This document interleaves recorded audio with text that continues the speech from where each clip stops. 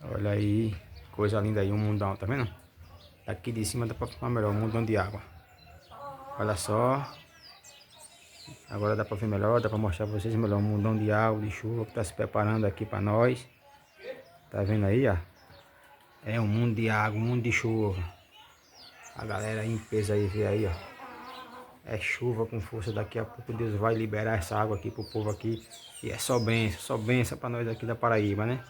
Vai encher aqui a nossa barragem aqui de Acauã, né? Em Araçagi, Paraíba. Olha só o mundão. Olha o céuzão aí, ó. Carregado de chuva. Carregado de chuva aqui pra nós aqui, ó. Tá vendo aí? Ali embaixo as minhas galinhas ali, comendo.